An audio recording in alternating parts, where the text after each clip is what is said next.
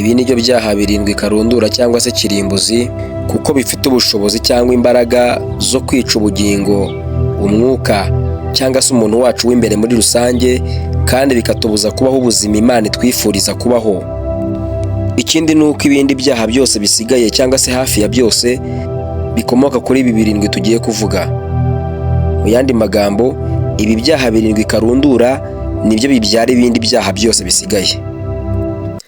Icyaha cya mbere, ubusambanyi. Mu rwandiko rwa mbere Pawulo yandikiye Abakorinto ibice 6:18 haranditse ngo muzibukire gusambana. Ibindi byaha byose umuntu akora bikorerwa inyuma y'umubiri, ariko usambana aba akoze icyaha cyo mu mubiri we. Impamvu Bibiliya itubwira kuzibukira cyangwa guhunga ubusambanyi ni uko ari icyaha kiduhumaniriza imbere muri twe, kandi mwibuke ko twe ubwacu cyangwa se imibiri yacu ari insengero z'Imana.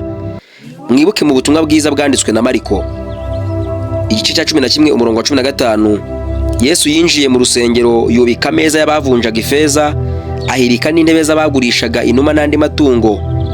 Iri shyaka Yesu yagize ryo gusukura inzu y'Imana, akaremuza iri soko ry'amatungo ryari ryaremeye mu rusengero, yabitewe n'akajagari k'amatungo, utibagiwe n'umwanda wayo yasanze mu rusengero, ndetse n'uruvunganzoka rw'abantu, abaguraga n'abagurisha, abavunjisha n'abagaruza, bose batazanywe no gusenga, maze ababazwa nabyo.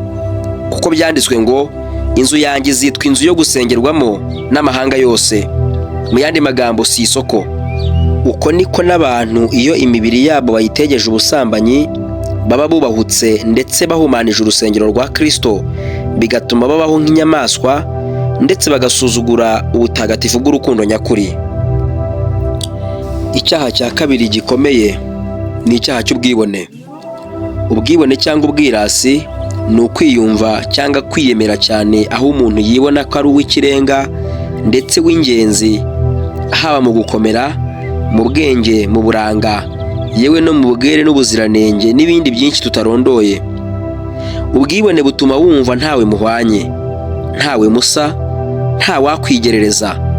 Butuma wumva ari wowe ukwiye ibyiza gusa, ari wowe ugomba kwicara imbere, mbese bugutera kumva uri igitangarirwa, bukagutera no gusuzugura abandi bose.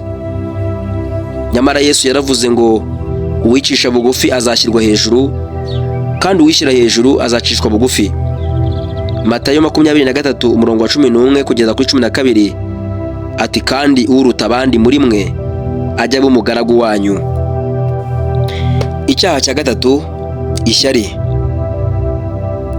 Mu Migani 14:30 Salomo yaravuze ngo umutima utuje ni wo bugingo bw'umubiri, ariko ishyari ni nk'ikimungu kiri mu magufwa. Aho kwemera kumungwa n'iyi virusi yo mu magufwa yitwa ishyari, dutinda kukubara imigisha y'abandi n'ibyo bagezeho baturusha, ahubwo dukwiye kwita ku rugendo rwacu n'Imana ndetse n'imigambi Imana dufiteho, kandi ni byiza nta gushidikanya. Icyaha cya kane ni umujinya. Muri Zaburi ya 37:8 haranditswe ngo reka umujinya, va mu burakari, ntuhagarike umutima, kuko icyo kizana gukora ibyaha gusa. Mu rwandiko rwa mbere Pawulo yandikiye Timoteyo ibice 2:8 haranditswe ngo nuko ndashaka ko abagabo basenga hose barambuye amaboko yera, badafite umujinya kandi batagira impaka. Ntitugomba kwemera ko umujinya uburizamo imigisha yacu, ahubwo twiringira Imana iba ariyo irwana intambara zacu, kandi ntitukihorere tubitewe n'uburakaye, ahubwo tureke guhora kuba ukw'Imana, kuko yavuze iti guhora n'ukwanjye ni njye uzitura.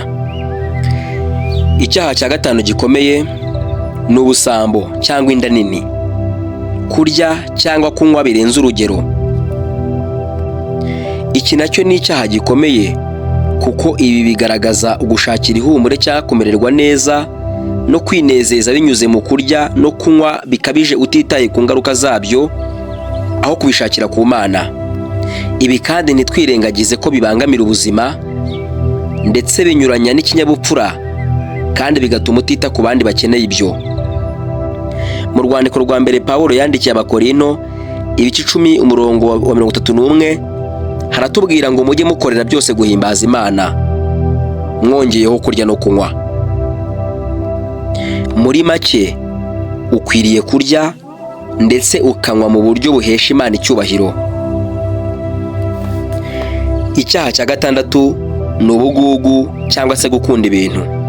Iki nacyo ni icyaha gikomeye kuko umutima uri mu bugugu ukururira abantu mu irari ryo gukunda ibintu, amafaranga cyangwa ubutunzi ndetse n'ubutegetsi, bigatuma uba utagishoboye kwita ku bandi no kubakunda. Aha kwica no kugambanira abandi biba byoroshye kugira ngo ugere ku byo urarikiye.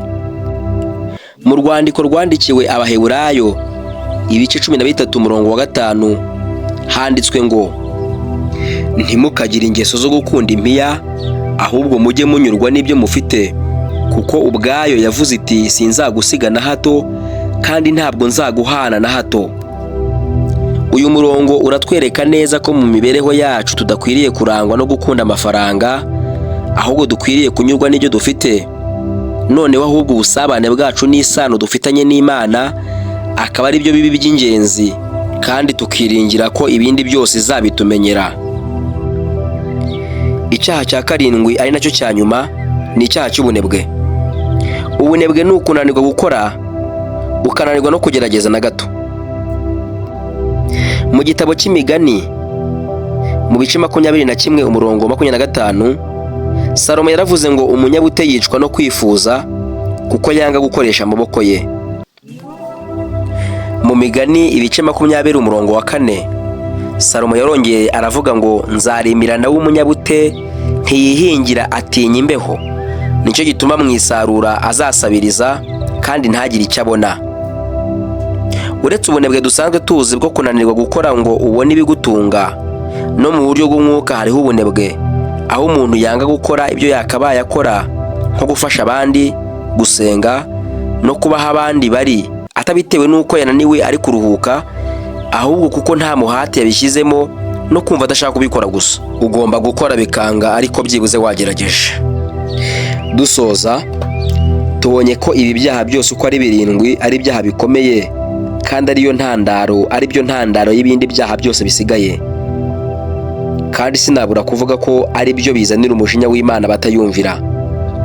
Nitubasha kumva neza uburemere n'ingaruka z'ibi byaha 7, tuzashobora guhuza ubuzima bwacu no gushaka kw'Imana kubasha gusiba umworera ubugingo bwacu bubasha guhenebereramo, tubeho duca bugufi kandi dukiranukira Imana. Amen. Imana ibahe umugisha, Imana ibagirire neza. Amen.